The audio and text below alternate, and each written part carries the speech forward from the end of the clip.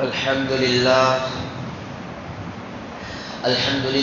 نحمده ونستعينه ونستغفره ونؤمن به ونتوكل عليه ونعوذ بالله من شرور أنفسنا ومن سيئات أعمالنا من يهده الله فلا مضل له ومن يضلله فلا هادي له قال الله تبارك وتعالى في القرآن المجيد يا أيها الذين آمنوا ادخلوا في السلم كافة وقال النبي عليه الصلاة والسلام المسلم من سلم المسلمون من لسانه ويده أو كما قال عليه الصلاة والسلام۔ محترم حضرات، میں نے آپ حضرات کے سامنے قرآن شریف کی ایک آیت اور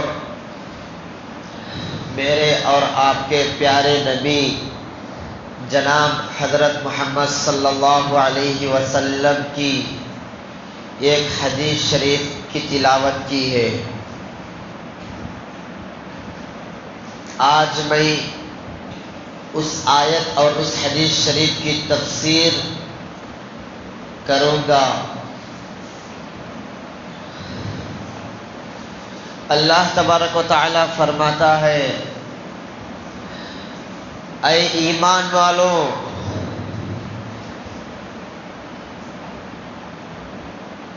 پکے اور سچے مسلمان بن جاؤ، پورے کے پورے ایمان میں داخل ہو جاؤ۔ اور اللہ کے نبی علیہ الصلاۃ والسلام فرماتے ہیں، پکا اور سچا مسلمان وہ ہے جس کے ہاتھ اور زبان سے دوسرا مسلمان محفوظ رہے۔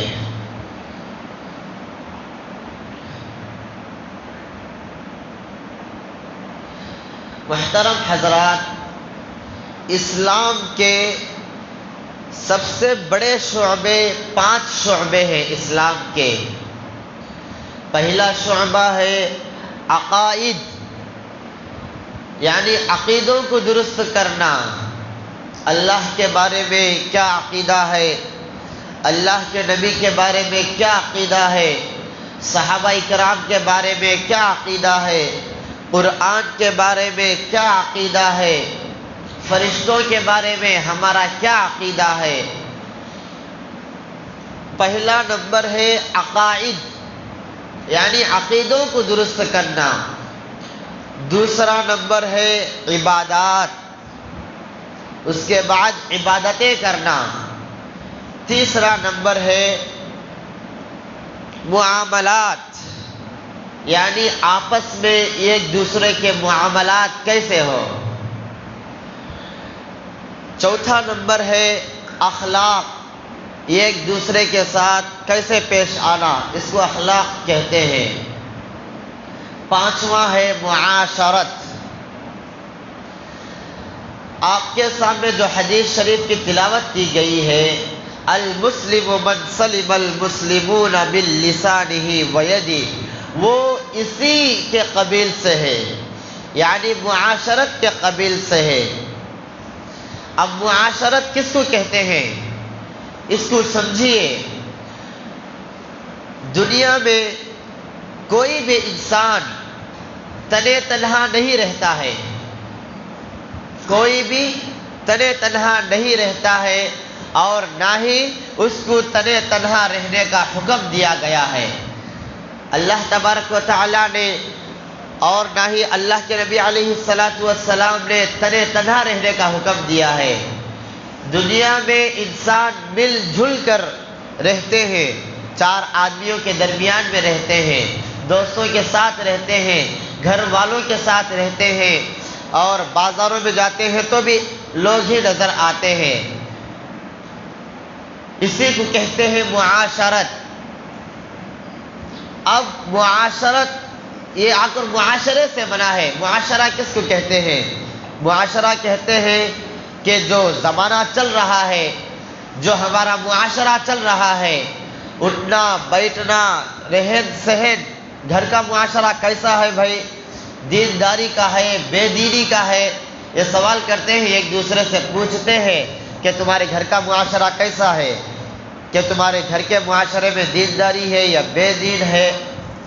اسی کو کہتے ہیں معاشرہ۔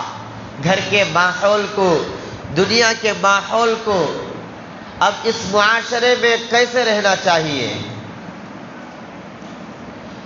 اس کے متعلق اللہ کے نبی علیہ الصلاۃ والسلام نے فرمایا المسلم من سلم المسلمون من لسانہ ویدہ، کہ معاشرے میں اس طرح رہو کہ یہ آپ کے ہاتھ اور زبان سے دوسرا مسلمان محفوظ رہے، دوسرے مسلمانوں کو تکلیف نہ پہنچی ہو۔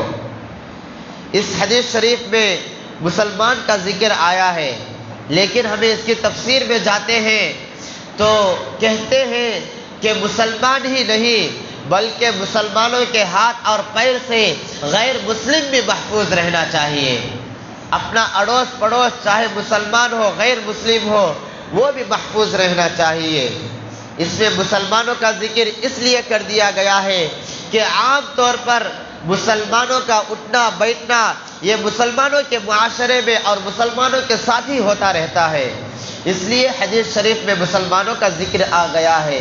لیکن اس کا مطلب یہ ہرگز نہیں ہے کہ صرف مسلمان محفوظ رہے اور غیر مسلم حضرات جو ہیں ان کو تکلیف پہنچا سکتے ہیں۔ یہ نہ کبھی اسلامی تعلیم نے اجازت دی ہے، نہ دیتی ہے، اور نہ ہی قیامت تک اسلام اس کی اجازت دیتا ہے، بلکہ یہی کہتا ہے کہ آپ کے ساتھ جو غیر مسلم ہے وہ بھی اگر اٹھتے بیٹھتے ہیں تو آپ کی ایذا سے، آپ کی حرکت سے وہ بھی محفوظ رہے، وہ بھی اس کو تکلیف نہ پہنچائے۔ تو میرے بھائیوں، اگر ہم آج غور کریں تو ہمارے معاشرے میں یہ دو چیزیں بہت ہی کم ہو گئی ہے، بہت ہی کم ہو گئی ہے۔ ہم زور کس پر دے رہے ہیں؟ زور عبادات پر زور دے رہے ہیں، فرائض کے پڑھنے پر زور دے رہے ہیں، ذکر و اذکار کے کرنے پر زور دے رہے ہیں، جماعت پر جانے کو زور دے رہے ہیں، قرآن شریف کی تلاوت پر زور دے رہے ہیں، اور یہ جو معاشرت کے احکام ہیں اس کو بالکل بھلا کر بیٹھ گئے ہیں۔ نہ ہی کوئی اس پر چل رہا ہے اور نہ ہی یہ کوئی بتلا رہا ہے۔ ایک زمانے میں حضرت مولانا اشرف علی تھانوی رحمۃ اللہ علیہ حضرت بہت بڑے اللہ والے گزرے ہیں۔ اللہ تبارک و تعالیٰ نے حضرت کے ہاتھ اور حضرت کے اس سے وہ کام لیا ہے جو بڑے بڑے ولیوں نے وہ کام چھوڑ دیا ہے۔ بہت ساروں نے یہ کام، معاشرت کا جو کام ہے، جو آپس میں رہن سہن کا جو کام ہے، ان کو نے تو بہت دین سے باہر ہی کر دیا ہے۔ لیکن حضرت مولانا اشرف علی تھانوی رحمۃ اللہ علیہ فرماتے ہیں ان کی خانقاہ چلتی ہے۔ خانقاہوں میں کیا ہوتا ہے؟ ذکر و اذکار ہوتی ہے۔ اگر خانقاہ کا لفظ ہمارے ذہن میں آ گیا تو ساروں کے ذہن میں یہی بات گھومتی ہے کہ خانقاہ میں جانے کے بعد، بزرگوں کی مجلس میں بیٹھنے کے بعد صرف اللہ اللہ ذکر و اذکار کرتے رہے اور صرف یہی رٹ لگاتے رہے، اللہ اور لا الہ الا اللہ محمد الرسول اللہ کے رٹ لگاتے رہے۔ یہی خانقاہوں میں ہوتا ہے۔ حضرت اشرف علی تھانوی رحمۃ اللہ علیہ فرماتے ہیں کہ اگر آپ کو عابد بننا ہے، اگر آپ کو صوفی بننا ہے، اگر آپ کو عالم بننا ہے، اگر آپ کو متقی پرہیزگار بننا ہے تو کسی اور کی خانقاہ میں چلے جاؤ، اگر انسان بننا ہے تو میری خانقاہ کو آؤ۔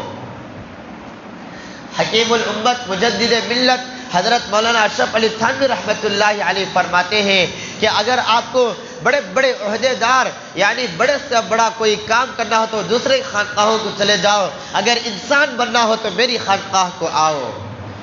پہلے انسانوں کو جانوروں کی صفوں میں سے نکلنا چاہیے۔ جانوروں کی صفوں میں رہ کر کوئی انسان نہیں رہتا ہے۔ حدیث شریف کا صاف مطلب ہے اگر کوئی مسلمان دوسرے مسلمان کو ہاتھ سے زبان سے تکلیف دیتا ہے تو میرے بھائیوں وہ انسان کہلانے کا مستحق نہیں ہے۔ اللہ تبارک و تعالیٰ نے قرآن شریف میں تقریباً 62 جگہ 60 پر 2 جگہ نماز کا حکم کیا ہے اللہ تبارک و تعالیٰ نے، لیکن اگر کوئی شخص نماز کو چھوڑتا ہے تو وہ مومن کہلانے کا مستحق نہیں ہے، وہ مسلمان کہلانے کا مستحق نہیں ہے۔ اس کا مطلب یہ نہیں ہے کہ مفتی صاحب اس کے کافر ہونے کا فتویٰ لگا دیا جائے۔ اگر کوئی مسلمان دوسرے کو ہاتھ اور زبان سے تکلیف دیتا ہے تو اس کا مطلب یہ نہیں ہے کہ وہ کافر ہو گیا، اس کا مطلب یہ ہے کہ وہ اپنے آپ کو مسلمان کہلانے کا، مسلمان بولنے کا اس کو حق نہیں ہے۔ حضرت امام غزالی رحمۃ اللہ علیہ ایک بہت بڑے بزرگ گزرے ہیں، احیاء العلوم کتاب میں لکھتے ہیں کہ جانوروں کی 3 قسمیں ہیں۔ جانوروں کی کتنی قسمیں ہیں؟ جانوروں کی 3 قسمیں ہیں۔ پہلی قسم کے جانور وہ ہیں جو دوسروں کو فائدہ ہی فائدہ پہنچاتے ہیں، فائدہ ہی فائدہ پہنچاتے ہیں، کبھی کبھی ان سے انسانوں کو نقصان پہنچتا ہے لیکن عام طور پر اس سے فائدہ ہی فائدہ ہوتا ہے۔ پہلی قسم کے جانور، اس میں کیا کیا آتے ہیں؟ اس میں گائے آتے ہیں، بیل آتی ہے، اسی طرح سے بکری جو دودھ دیتے ہیں، اور یہ مرغی وغیرہ، یہ سب جانور پہلی قسم میں داخل ہیں۔ یہ سارے کے سارے انسانوں کو ہمیشہ فائدہ ہی پہنچاتے ہیں، دودھ دیتے ہیں جب تک طاقت میں رہتے ہیں، اور جب کمزور ہو جاتے ہیں دودھ دینا بند کر دیتے ہیں تو میرے بھائیوں اس کو کاٹ کر انسان کھا جاتے ہیں، اپنی جان تک گنوا دیتے ہیں، اپنی جان کی بازی لگا دیتے ہیں فائدہ پہنچانے میں۔ یہ پہلی قسم کے جانور ہے۔ دوسرے قسم کے جانور وہ ہیں جن سے فائدہ بھی پہنچتا ہے اور نہ فائدہ پہنچتا ہے نہ نقصان پہنچتا ہے۔ دوسری قسم کے جانور، پہلی قسم کے جانوروں سے صرف فائدہ ہی فائدہ ہوتا ہے، دوسری قسم کے جانوروں سے نہ فائدہ پہنچتا ہے نہ نقصان پہنچتا ہے۔ جیسے جنگلی جانور جو جنگل میں رہتے ہیں، گیدڑ ہے، لومڑی ہے، اور اسی طرح سے وہ جو جانور جنگل میں رہتے ہیں، آبادیوں میں نہیں آتے ہیں، ان سے نہ نقصان پہنچتا ہے نہ ہی فائدہ پہنچتا ہے۔ اور تیسری قسم کے جانور جو ہیں وہ ہے ان سے صرف اور صرف نقصان ہی نقصان پہنچتے ہیں، جیسے سانپ ہے، بچھو ہے، اسی طرح سے مودی جانور جس کے اندر زہر رہتا ہے۔ یہ سارے جانور ان سے عام طور پر بلکہ اکثر ان سے نقصان ہی پہنچتا ہے۔ حضرت امام غزالی رحمۃ اللہ علیہ فرماتے ہیں کہ تم انسانوں کو اللہ تبارک و تعالیٰ نے اشرف المخلوقات بنایا ہے، یہ تمام جانوروں سے افضل، دنیا میں کتنی مخلوقات ہیں سب سے افضل تم کو بنایا ہے اور تمہارا درجہ سب سے بڑھ کر رکھا ہے۔ تم کو انسان بن کر رہنا چاہیے۔ اگر تم انسان بن کر رہنا پسند نہیں کرتے ہیں تو کم از کم پہلی قسم کے جانور بن جاؤ۔ حضرت امام غزالی رحمۃ اللہ علیہ فرماتے ہیں اگر تم کو انسان بن کر نہیں رہنا ہو تو پہلی قسم کے جانور بن جاؤ، یعنی ان جانوروں سے ہمیشہ فائدہ ہی پہنچتا ہے، پہلی قسم کے جانور بن جاؤ، گائے بیل وغیرہ، وہ جیسا فائدہ پہنچاتے ہیں ویسا فائدہ پہنچاؤ، وہ نقصان نہیں پہنچاتے ہیں، وہ فائدہ پہنچاتے ہیں، اس طرح فائدہ پہنچاؤ، یعنی پہلی قسم کے جانور بن جاؤ۔ اگر یہ بھی مشکل ہے، پہلی قسم کے جانور بھی نہیں بن سکتے ہیں، تو حضرت امام غزالی رحمۃ اللہ علیہ فرماتے ہیں کہ دوسری قسم کے جانور بن جاؤ کہ ان جانوروں سے دوسرے انسانوں کو نہ فائدہ پہنچتا ہے نہ ہی نقصان پہنچتا ہے، جیسے گیدڑ ہے، لومڑی ہے، ان سے نہ فائدہ پہنچتا ہے نہ نقصان پہنچتا ہے، یہ جانور بن جاؤ کہ دوسرے مسلمانوں کو فائدہ پہنچائے تو فائدہ نہیں پہنچائے مگر نقصان نہ پہنچاؤ۔ اگر یہ بھی نہیں بنتا ہے تو تیسری قسم ہے وہ جو موذی جانور ہے، سانپ بچھو، یہی تیسرے نمبر پر آتے ہیں اور ان جانوروں میں آپ کا شمار ہو جائے گا۔ تو میرے بھائیوں جہاں تک ہو سکے اپنے ہاتھ اور زبان سے دوسرے مسلمانوں کو تکلیف نہ پہنچنا چاہیے، اور دوسرے جو غیر مسلم حضرات ہیں ان کو بھی تکلیف پہنچانا اسلام میں جائز نہیں ہے۔ ہر آدمی اپنے بارے میں سوچے کہ آج ہمارے ہاتھ اور زبان سے کس طرح تکلیف ہوتی ہے۔ میں اس کی تفصیل کرتا ہوں، تفسیر میں جاتا ہوں کہ ہاتھ سے تکلیف کیسے پہنچتی ہے، زبان سے تکلیف کیسے پہنچتی ہے۔ ہمارے جو ذہنوں میں ہے ہاتھ سے تکلیف پہنچنے کا مطلب یہی ہے کہ ایک آدمی دوسرے آدمی کو ہاتھ سے مار دیا تو یہ ہاتھ سے تکلیف پہنچانا ہوا۔ میرے بھائیوں یہ تو ہاتھ سے تکلیف پہنچانا ہی ہے، اس سے بھی بچنا چاہیے۔ لیکن فقہاء کرام، علماء کرام لکھتے ہیں کتابوں میں کہ اگر گھر کا ماحول ہے، گھر کے ماحول میں گھر کی چیزیں ایک جگہ رکھی ہوئی ہے کہ تولیہ ایک جگہ رکھ دیا، کپڑے ایک جگہ رکھے ہوئے ہیں، اور گھر کا جو انگڑبا ہے وہ ایک طرف رکھا ہوا ہے، اور جو برتن وغیرہ ہیں، یعنی خلاصہ کلام یہ ہے کہ گھر کے جو چیزیں ہیں ان کو گھر والوں نے ایک طرف رکھا ہے اور وہ چیزیں وہیں پر رہتی ہیں۔ عام طور پر اگر کوئی گھر میں رہنے والا ہی آدمی وہیں سے ایک چیز کو لے کر دوسری جگہ رکھ دیا، استعمال کرنے کے بعد ایک تولیہ لیا، پانی نہانے کے بعد تولیے کی جگہ پر وہ تولیہ تھا اس کو لے کر اور پہنچ کر دوسری جگہ رکھ دیا، اور جب دوسرا نہانے والا جاتا ہے وہ آنے کے بعد تولیہ اس جگہ پر نہیں رہتا ہے، اور وہ ٹٹولتا ہے، تلاش کرتا ہے اور ڈھونڈتا ہے ادھر ادھر کہ تولیہ کہاں گیا۔ یہ جو ڈھونڈنے میں جو تکلیف ہوتی ہے یہ ہاتھ کی تکلیف میں شمار ہو جائے گی اور آپ کے اس میں گناہ لکھا جائے گا۔ میرے بھائیوں یہاں تک فرمایا ہے کہ جو چیز جہاں رکھی ہوئی ہے اس کو وہیں پر رکھے استعمال کرنے کے بعد، اور استعمال میں لانے کے بعد اگر اس کو دوسری جگہ رکھ دیا اور دوسرے کو ٹٹولنے میں تلاش کرنے میں پریشانی ہوئی تو اس پریشانی کا بھی آپ کے اوپر گناہ ہو جائے گا۔ یہ ہاتھ سے تکلیف دینا ہوا، اور زبان سے تکلیف تو صاف بات ہے۔ اگر کوئی شخص ایسا کام کر رہا ہے کہ اس کو گالی دینے کی ضرورت پڑے تو میرے بھائیو اس کو ایسے انداز میں سمجھاؤ کہ وہ کام چھوڑ دے اور اس کو گالی بھی دینا نہ پڑے۔ زبان سے بھی کسی کو تکلیف نہ پہنچائے۔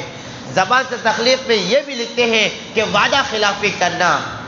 اگر کسی سے وعدہ کیا کہ فلاں وقت فلاں جگہ آؤں گا لیکن وہ نہیں آیا تو یہ زبان سے تکلیف دینا ہوا ہے۔ تو میرے بھائیو جہاں تک ہو سکے ہاتھ اور زبان سے تکلیف دینے سے بچو۔ اللہ کے نبی علیہ السلام اگر ہم قرآن اٹھاتے ہیں 18ویں پارے میں مسئلہ یہ ہے کہ اگر کوئی شخص دوسرے کے گھر میں جاتا ہے، اپنے پڑوسیوں کے گھر میں یا اپنے رشتہ داروں کے گھر میں، اگر اپنے بھائی کے گھر میں ہی جاتا ہے تو جانے سے پہلے اجازت لے لے۔ جانے سے پہلے کیا کرے؟ ایسے ہی نہ گھس جائے جس طرح دوسرے حیوانات گھستے، اس طرح نہ گھسے۔ جانے سے پہلے بیل مارے، یا بیل نہیں ہے تو کیا کرے؟ السلام علیکم ورحمۃ اللہ، دروازے کے پاس کھڑے ہو کر سلام کرے، اور اندر سے جواب آ گیا اور آنے کا جواب آ گیا کہ آ جاؤ تو اندر جائے، ورنہ اندر نہ جائے۔ یہ معاشرت میں داخل ہے۔ قرآن شریف میں نماز، پوری نماز کا حکم 60 پر 2 جگہ 62 جگہ آیا ہے، لیکن اس معاشرت کے بارے میں اللہ تبارک و تعالیٰ نے 18ویں پارے میں پورے کا پورا 2 رکوع بیان فرمایا ہے۔ 2 رکوع بیان فرمایا ہے اس کے بارے میں کہ اس کو عربی میں استئذان کہتے ہیں، یعنی کسی جگہ جانے سے پہلے اس سے اجازت لینا، اجازت لینے کے بعد اندر داخل ہونا۔ تو میرے بھائیو خلاصہ کلام یہ ہے کہ معاشرت کو بہت ترجیح دینا چاہیے اور اس پر عمل کرنا چاہیے۔ آج ہماری زندگیوں میں جو معاشرت ہے، جو آپس میں رہنا ہے، یہ سب ختم ہو چکا ہے۔ اسی کے متعلق اللہ کے نبی علیہ السلام فرماتے ہیں نماز کی کتنی اہمیت ہے۔ جماعت سے نماز پڑھنے کی بعض فقہاء کرام نے سنت مؤکدہ قرار دیا ہے جماعت سے نماز پڑھنے کو، بعض فقہاء کرام نے جماعت سے نماز پڑھنے کو واجب کہا ہے، اگر بغیر عذر کے کوئی شخص جماعت کو چھوڑتا ہے تو وہ گنہگار ہوگا۔ اللہ کے نماز کی اتنی بڑی فضیلت آئی ہوئی ہے، لیکن اللہ کے نبی علیہ السلام اسی نماز کے متعلق ایک مرتبہ فرماتے ہیں کہ میں مسجد میں آنے کے بعد کسی ایک کو امام بنا دو اور اس کو نماز پڑھانے کا حکم کر دو، اس کے بعد جو گھروں میں بیٹھے ہوئے ہیں ان کے پاس جا کر ان کے گھروں کو آگ لگا دو۔ اتنی بڑی فضیلت نماز کے بارے میں آئی ہوئی ہے، لیکن جب معاشرت کا مسئلہ آ جاتا ہے، جب آپس میں ایک دوسرے کو تکلیف دینے کا مسئلہ آتا ہے، تو میرے بھائیوں اس نماز کو بھی اللہ کے نبی علیہ السلام نے گھروں میں پڑھنے کو کہا ہے۔ اگر کسی شخص کے اندر ایسی بیماری آ گئی ہے کہ اس بیماری سے دوسرے کو تکلیف ہوتی ہے، اس بیماری کی وجہ سے اس شخص کے اندر بدبو محسوس ہوتی ہے، ایک دوسرے مسلمانوں کو گھن محسوس ہوتا ہے، تو میرے بھائیوں ایسا مسلمان مسجد کو نہ آئے، یہ مسجد کو نہ آئے بلکہ اپنے گھر میں نماز پڑھ لے۔ مسجد کو آنا اس کے لیے جائز ہی نہیں ہے۔ اگر اس کی وجہ سے کسی مسلمان کو تکلیف ہوتی ہو تو میرے بھائیوں وہ کسی کو تکلیف دینے کے لیے نہیں آ رہا ہے، بلکہ وہ نماز باجماعت پڑھنے کے لیے آ رہا ہے۔ لیکن اللہ کے نبی علیہ السلام نے معاشرت کا کتنی تاکیدی حکم فرمایا ہے کہ جو جماعت سے نماز پڑھنے کو اللہ کے نبی علیہ السلام نے فرمایا، جو جماعت سے نماز چھوڑ کر اپنے گھروں میں پڑھتے ہیں ان کے گھروں کو جلا دو۔ اس کے بارے میں اللہ کے نبی علیہ السلام فرماتے ہیں کہ نماز کو گھر میں ادا کر لے اور دوسرے مسلمان کو تکلیف نہ پہنچے۔ اسی طرح سے حجر اسود جو کعبہ شریف میں ہے، جو بیت اللہ میں جو لوگ وہاں پر جاتے ہیں ان کو دیکھتے ہیں، حجر اسود کو بوسہ دینا کتنی بڑی فضیلت ہے۔ اللہ کے نبی علیہ السلام نے فرمایا جو شخص حجر اسود کو بوسہ دیتا ہے، جو اس کو دیکھتا ہے تو اس کے گناہ جھاڑ دیے جاتے ہیں، اس کے گناہ ختم کر دیے جاتے ہیں۔ خود اللہ کے نبی علیہ السلام نے حجر اسود کو بوسہ دیا ہے، لیکن وہاں جانے کے بعد اتنی بھیڑ رہتی ہے، اتنا زیادہ لوگ رہتے ہیں وہاں جانے کے بعد، اگر دھکا دینی پڑے، اگر کسی کو آگے پیچھے کرنا پڑے حجر اسود کو بوسہ دینے کے لیے، تو میرے بھائیوں فقہاء کرام نے لکھے ہیں کہ وہاں پر حجر اسود کو بوسہ دینا جائز نہیں ہے۔ اگر کوئی شخص دوسروں کو تکلیف دے کر حجر اسود کو بوسہ دیتا ہے تو میرے بھائیوں اس کے ثواب نہیں بلکہ گناہ لکھا جائے گا اس کے نامہ اعمال میں۔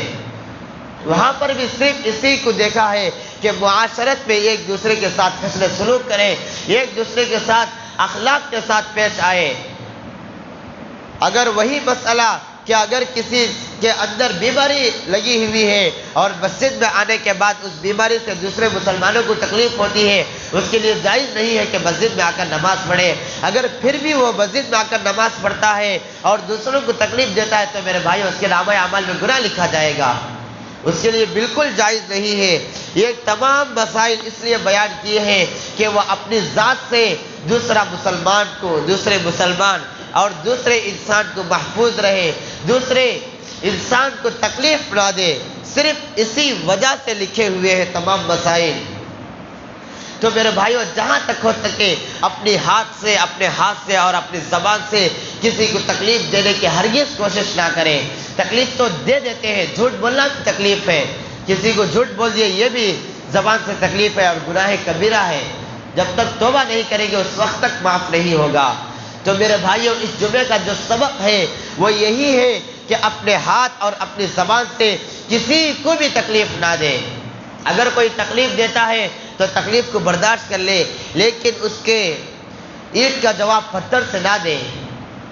اگر کوئی تکلیف دیتا ہے تو اس کا مطلب یہ نہیں کہ ہم بھی اس کو تکلیف دیں گے، اس کو معاف کر دے اور جہاں تک ہو سکے اپنے ہاتھ سے اور اپنی زبان سے اور کسی سے بھی دوسرے انسان کو تکلیف نہ پہنچائے۔